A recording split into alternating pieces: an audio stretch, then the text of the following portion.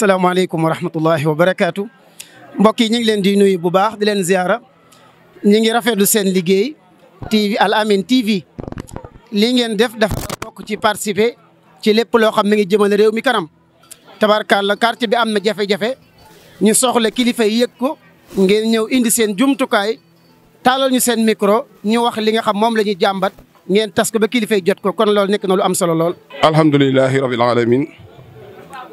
wasalaatu wasalaamu ala rasulillah ñu ngi leen di sant bu baax di sant itam mbooleem mbokki dëkkandoo yi ñi man ak ñi mënul yëpp génn nañu loolu lañ ci man waaye nag da nga ni tey du tey de yàgg na mu ngi tàmbali 2002 lañ njëkk a yuuxu fii pour wàllu bañu yuuxoo wàllu délégué bi di bind préfet di bind colonel Babacar Seck bi nekkoon sapeur-pompier fële Géejawaay waaye ba tey amuñu satisfaction li nga xamante nag mooy suñu coono dëgg-dëgg mooy fii dafa am lu mu laaj te xam nañu ko. waaw jàngat biñ ci war a am mooy ñun ñoo war a teel a jël suñu matukaay xam nga yàlla dafa yor programme am mooy day taw moom xoolul béréb bii day taa ndox wala du taa ndox yàlla programme am la yor ñun li ñu war a def mooy jël suñu matukaay yàlla dañu ko xudu hidrakum mooy jël leen seen précaution jox nañu xel jox nañu ay jumtukaay yu ñu mën a jëfandikoo ba ndox mi lu mu bari bari it dana am yoon wu mën a jaar dem loolu mooy wax ji. kon lii bu ñu dalee suñu faay la ñu waroon def ci jël suñu matukaay ñoo ko deful mais buñ ko defoon ndox mi dem na am na réew yoo xam ñoo ñëpp ndox fuuf mais ndox du taxaw parce que jël nañ seen matukaay utal nañ ndox mi yoon def nañ assainissement yoo xam lu ndox mi bari su wàccee day dem kon ñu nit ñoo war a góorgóorlu def suñu matukaay assainissement yi mën a doy ndax loolu lépp ci suñu ñàkk la jógee. tiim ñu ca kaw lépp lu fa jóge ci ndox fii la jëm si donc bi leen defaral ay tëli itam war nañ bàyyi xel canal boo xam ne bu ndox mi ñëwee mën a dem mais defuñu ko léegi nag ndox mu fa jógee fii lay dugg ci ñun bi ci des mooy fii ay néew doole rek fi dëkk natt nañ ko fi lu mat ay dizaine d'années yoo xamante ni à chaque fois day ñëw natt dem canal bi fii lay jaar lii la ñuy def lee la ñuy def waaye ba tey amaguñu benn satisfaction fii itam ñun li fi daj bari na ndax man bii wax ak yéen tey am na loo xamante ni coono yoo xam ne man dama ko fee daj men man di ko fi daj. depuis si suba ba tey ñi ngi jokkoo ak suñu monsieur le maire Daouda Ndiaye jotuñu ko mais jot nañ kenn ci adjoint ku ñuy wax Moustapha Sané kooku it biñ ko jotee wax nañ ko situation bi fi mu toll ndox mi menacé nañu am na ñoo xam ñi ngi génn seen kër xajatuñu fa ndax ndox mi dugg na seen kër wax nañ ko li nga xam moom la ñuy jàmbat Moustapha Sané ci bopp suba ba tey ñi ngi jokkoo ak moom it mi ngi ñuy def ay pexe defal ay pexe yoo xam daañu ci mën a jaar pour ndox mi jógee fi xale quartier bi nag gàcce ngàllaama jàmbaar lañ wax dëgg yàlla ASC Xayra ñi ngi def lu ñu mën boobu ba tey noppaluwuñu uti nañ pompe donte pompe bariwul doole jéem nañ ci lu ñu mën waaye ñi ngi nii ba tey noppaluwuñu bàyyiwuñu benn yoon fa ñu waroon xëyatuñ fa ngir lan jëlee ndox mi ci quartier bi. ku mu am nday ku mu amul nday moo am aj na ko mi koy ba mu kawee accès bi ko defal comme entraîneur bi ko defal aj na ko ba mu kawee ndox bi waroon versé wu foofu yëpp versé nga ko ci filo flottant ñun instant ñu ñooy canalisation bi ñun kër yi nekk fi mooy canalisation bi comico bee ngi nii mu ngi ma joxoon ñii amul benn taa ndox bi fa am keroog ba ñuy defal tali bi ci kaw laa ñëw wax ak paa yi fa ne fii ñoom bàyyi géej et cetera laa woo paa yi fa ne lu amul seede ay fen la maa ngi tudd Pafal laa woo paa yëpp ñu taxaw ma ne kaay leen dem ñu ngi defal tali bi te tali bi buñ ko bàyyee nii dina taa te bu taayee suñu kër lay dugg paa yi ne ma amul solo garaawul ba ma jàppante fa benn paa bu jaay fa bu xar na ko yéen amul benn njëriñ. léegi nag assainissement yi su jaaroon yoon ndox mi lu mu bari dafay dem ñu ngi nii jàkkaarloog tali buun def nañ ci assainissement li ñu soxla woon rek mooy ñu gasal ñu fii tiwa boo xam ni lu ndox bi bari rek dina jàll mën a dem sotteeku benn ndox du taa fii loolu lañ ci soxla kilifa yi dégguñu bu baax a baax. donc tey boo seetee suñu digg ak tali ba baa ngi ca suuf kër yëpp ay latrik moo dox suñu digg ak canal ba yoo xamante ne tey bu fekkee autorité bi maanaam am na laay wax parce que bu amee ñun gisuñu ko bu seen responsabilité matoon kon tey lii waru fi nekk rawatina nag maire parce que am na désordre yu am ci quartier du ma ci tudd préfet maire mooy responsable bi chef de quartier mën na ko avertir mais maire dañu war di surveiller quartier yi di xool di nit yi def waaye lu ne neex nit tabaxee fu neex nit sotti fa garaawaayam dem saw yoon loolu bu amee fii mu am dëkk bi doo baax te lépp dafay répercuté wu ci kaw état ndax nit ñi bu ñu sonnee état rek ci kawam lañ jëm donc lii Senghor waxoon ne am naa njël mais amuñu ma séddaleel dal na Macky Sall am na njël mais amuñu ko séddaleel nay surveiller localité yi di xool ñi fi nekk li ñu koy wax dëgg la wala du dëgg loolu moo koy boolee nit ñi dañ koy wax loo xam ne nañ ko waxee ameewul noonu mbedd yi boo ci dem tey la fa nekk ci gravaay même SDE seen tuyau yi bu ñu ko bëggee jot pour installer benn kër léegi dañuy def presque 2 mètres wala 1 mètre 50 dañu ko gas te duñ jot tuyau bi te ku weddi nga weddi fii yëpp loolu fi am léegi. ñun nag instant yi dañoo sonn xam nga lu ñuy def taxaw fii baara tali bi def lu ñu neex lu ñu saf comme ni mu moom Macky Sall ni mu ko safee ni mu koy defee ñun loolu la ñuy def lu ñu neex ñu nit baara tali bi tataalu daw biisu dem comme nag suñu bakkan nañ ci teg état bi lu mu ci bañul ñëw ci mairie bi. ankay danger la kay feebar bi moom ni ko médecin yi waxee dafa laaj set te ndox mi bu fi yàggee yeneen jàngoro mën na ci juddu te téye xale yi yombul man nga def loo mën mais xale yi ba ñuy rëcc ba di ca dem doo ko yëg te buñ ci sangoo jàngoro yi gën a yokk feebar gën a yokkuwaat kon damay dellusiwaat ci li ma la waxoon rek mooy kilifa yi nañu teel a jël seen matukaay. donc li ñuy ñaan tam mooy lii moom dafa nekk loo xamante ne lu urgent la ndax dama yaakaar ne lu ñu lott ci xëy na defar canal mais waruñu lott ci joxe pompe bu baax ak racole yu baax ndax fii tey bu nekk nii dem ba tey ñu taxaw mënuñu gis Daouda Ndiaye buñ ko woo duñ ko jot te ñun mooy suñu maire mënuñu am machine mënuñu am racole loolu président war na ko yëg def fi dara lampe quartier baa ngi ni xool foo seen lampe nga wax ma ko xoolal sa bopp xoolal sa bopp foo seen lampe nga wax ma ko képp ku fi génn guddi ci lëndëm rek ngay dox ñu bari ay tos la ñuy doxee te ñu nekk ci quartier fi jiitu sa ci télé bi ñi seen ginnaaw mais Baragay nawlem la man sama kër papa kër ci quartier Baragay la bokk li muy liggéey gis naa ko mais Daouda Ndiaye seetaan nañu trop li nga xam ne nag compétence bi àggu ci waxuma ko tëli waxuma ko canal waxuma ko mais am na loo xamante ni désordre bi am ci mbedd yi ak lu mel ni ndox mi tuuru mu indi pompe ak moto ak racole loolu war na ko man maire bi joobul moom moo gën a xam ni joobul lim ñuy may dañu nax ñun soxla wuñ ko am nañ ko suñu poos ñun dañuy liggéey di fay ko weer bu dee duñ ay chômeur fii ñi fi nekk duñ ay chômeur bu dee ay gasoil la ñuy naxee fii kenn ñaanu ko gasoil devoir am lay def sa devoir bul xaar ku la ci félicité balaa ngeen tey gis élection maire jot wala président ku nekk ñëw fi di jox suñu yaay booy ay 1000 francs ay 2000 francs suñu yaay itam dañu war a muus ku fi ñëw jaay ñu jëndal ndax taw 1000 francs ak ay car yu fees ak benn 200000 nga delloo ko yaa ngi sonal say doom ëllëg ñun soxla wuñu loolu li ñu soxla mooy mu def ñu ay canalisation fii mënu ko dans 24 heures ñun 24 heures nañ ko may tey nañ ko may 24 heures bu fekkee lii mënut a soxla ñu ay pompe canal lañu bëgg mu nice mënu ko ñun ñu xam ni ñuy def ak ñoom salteen ñu ko yeneen dëkk yi defee mën nañ ko ñun. kon ñu bàyyi xel ni lii képp ku ci jàpp rek yaa ngi jàpp ci luy développé réew yonent bi sallallahu alayhi wa sallam dafa wax benn xadis ni xayru naasi anfaahum linnaas ki gën ci nit ñi mooy ki ëppal nit ñi njariñ fekk nit ñaa ngi am problème nga taxaw ca moo xam ne préfet nga moo xam sous préfet moo xam maire nga taxaw ci ba fajal leen loolu mooy politique. politique dëgg bu ñu koy wax dëgg-dëgg mooy nga fexe servir nit ñi nga nekk serviteur de la nation population am na lu ñu bëgg wax nañ la ko taxaw ca nga def ko sa kéemtalaay kàttan loolu mooy politique du leneen nag. 36 ans fii quartier bi am na ko lii di fi nekk ba léegi kenn wàllugunu bu dee terrain football xale yi amuñu dara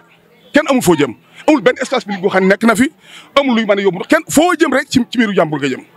kon nag li ñu bëgg mooy na wax ak maire lu mel ni Mbidi mu fàttali ko quartier bii suñu premier taw nag mooy lii mu deñ deuxième mooy quartier bi dañu def ay lampe ba mu fees troisième nañu citoyen mbedd yi xool li fi nekk te waru fee nekk anarchie bi ëpp na ñu dindi ñu ko wasalaamaaleykum wa rahmatullah. bu dee ñoom dañoo pare nañ ñun pour tey suñu bakkan ñun instant yi pare nañ ndax lii dootu fi amati c'est la première fois c'est la dernière fois terrain bii di taa ñun bëgg nañ balaa ñu am lu ñëpp di am soxlatuñu ay négociation 24 heures laa la may billaahi wallaahi wa taala ñu saltel yàq lépp comme ni ko nit ñëpp di defee ñu defee ko dañuy bëgg ñun. waaw jafe-jafe yi foo ko natt rek mooy woon wees na ko parce que daanaka fii ñu taxaw rek lañ gis waaye bi ñu xëyee daanaka nelawuñu avec ñi nga xamante ne ñooy association bi nekk fii dugg nañ ci mbedd yi mais fii nag fii mooy daj dëpp bi moo tax mu gën a méttee fii te li ko waral gis nañ ni cité bii nga xamante ne dafa nekk suñu ginnaaw li ëpp ci ndox mi maanaam fa lay bàyyi ko ñëw di envahir quartier Xayra te tamit moo am luñ ci jaaxal mooy bi ñuy defar canalisation bi dafa ñëw ba tolloog fi quartier bi commencé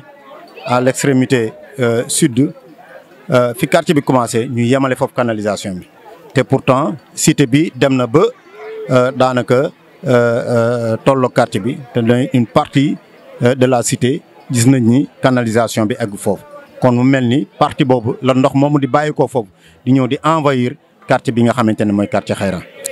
tey nag ñu yeewoo ci njàqare ñii génne nañ seen i kër ñii ñi ngi leen di jàppale ñu génne seen i bagages vraiment situation bi daal c'est une situation très dramatique boo xamante ne vraiment tey il nous faut nécessairement autorités yi nga xamante ne à commencer par le maire à commencer par le préfet le gouverneur voire le ministre de l'intérieur vraiment bëgg na ñu ñëw taxaw askanu Xayra. mais gis nga li xew fii nii umpul maire bi de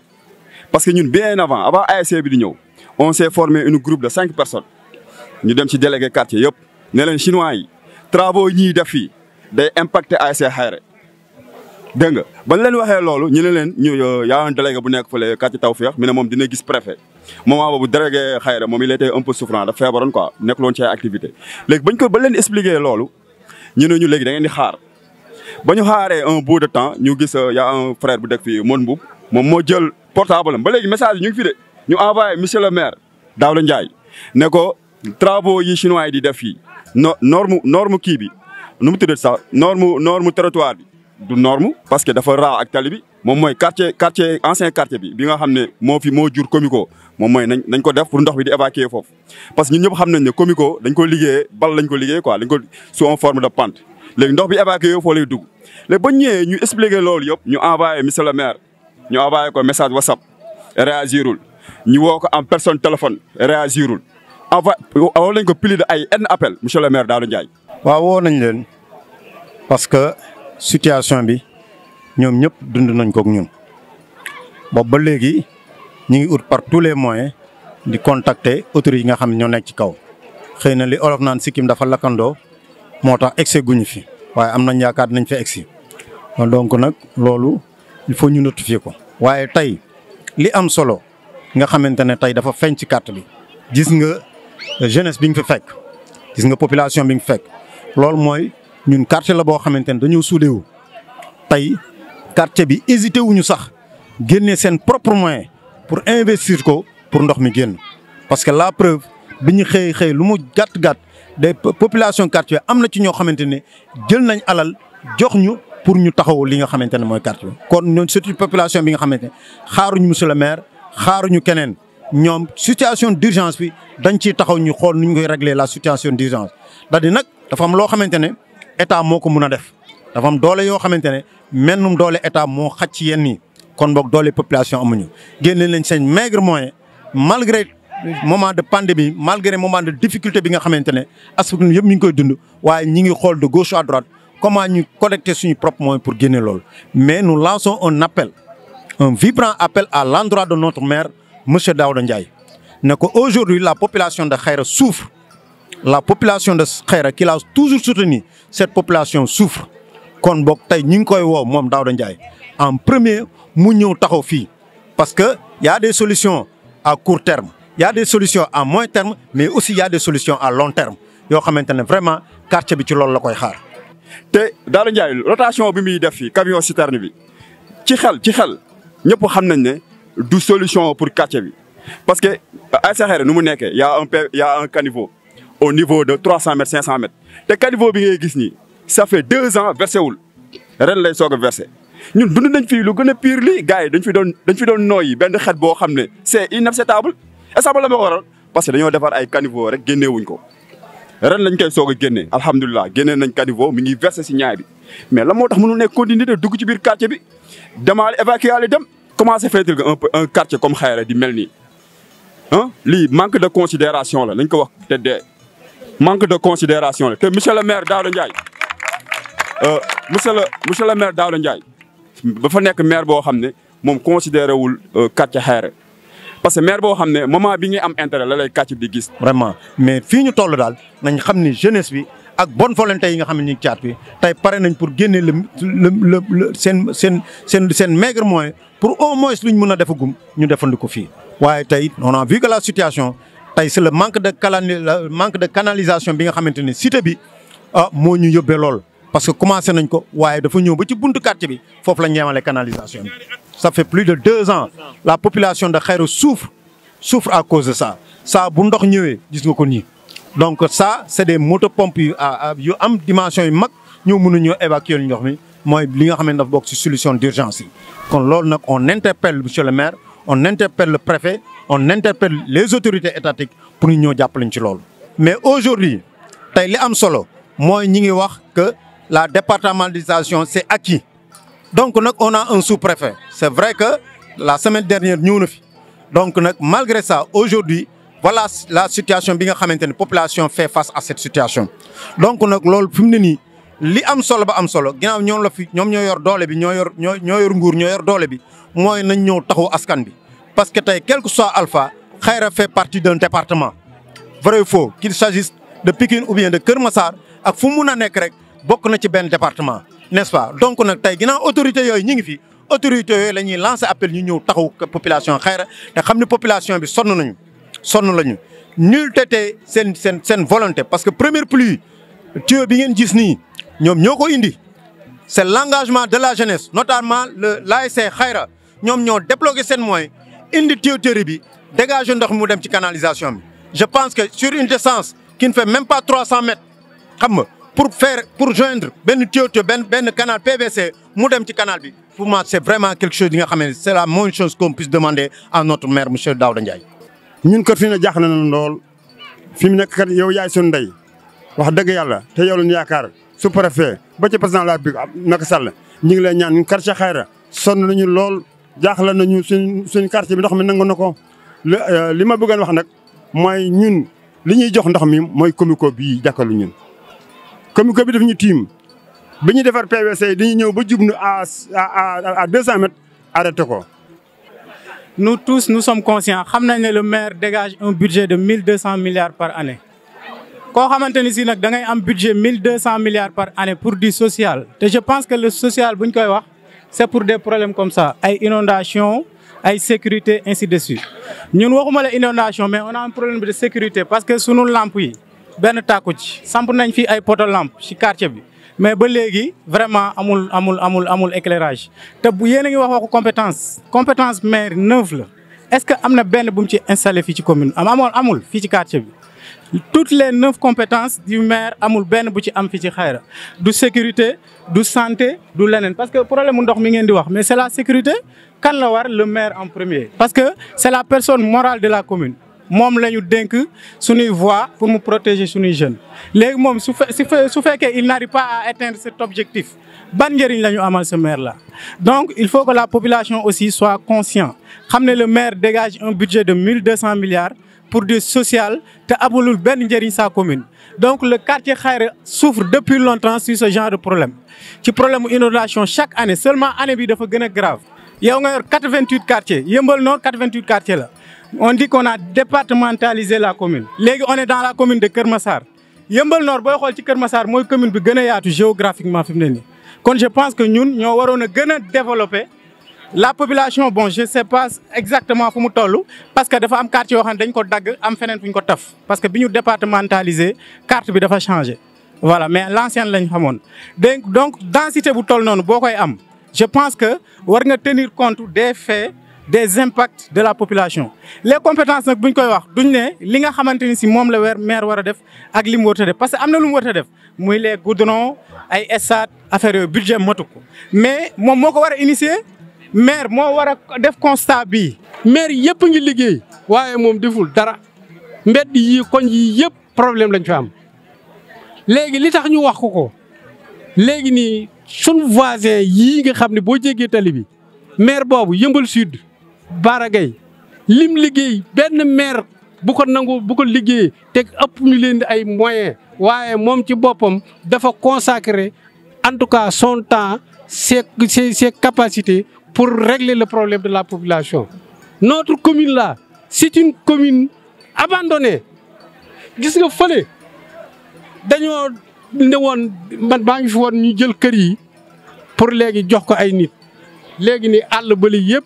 dañ ne woon léegi nii kër goo xam ne koo xam ne jox nañ li ci plan ci jaxaay yi kër ga nga jot dañ ko toj. Le maire de cette commune là il ne fait que vraiment des problèmes des litiges fonciers sunu terrain xale yëpp jaay nañ ko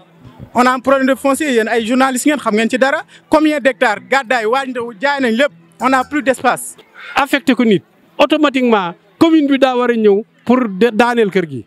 bu ko defee léegi nii borom kër gi duutu fa mën a defaat dara et puis ay saay-saay duñ mën a nekk foofu de dëkk fa fii y a des agressions loolu moo gën a tuuti ci problème yi am na ay xale yoo xam ne fii lañ leen jàppee ñu gaañ leen am na ñoo xam ne rey nañ leen fii am nañu kii mais en général bâtiment yooyu ñu ne abandonné fa la gars yi di nëbbutu te ñun ñëmuñu fa dem ndox am na ba léegi nii bu loo xam noo fay duggee sax lu tax détruire ñu ko dañ ko war a détruire récupérer ko. keneen ku fi toog ban xaalis ak ban ressource bu yëmbal moom lay liggéey loolu lépp c'est des problèmes il faut en tirer tamit ay leçons pour ëllëg ñu xool nan la ñuy fale jigéen ñi aussi di tenir compte que ni ay 1000 francs 2000 vraiment yorul population parce que li ngay def tey dafay impacter sur la population qui va venir après. loolu bu ñu ko mënoon a jottalee par presse écrite par audio visuel léegi nii ba autorité yi jot ci léegi danañ kii buñ ko mënul léegi nii ñun danañ def groupe dem fekk leen fañ nekk ne leen lii mooy suñ soxla.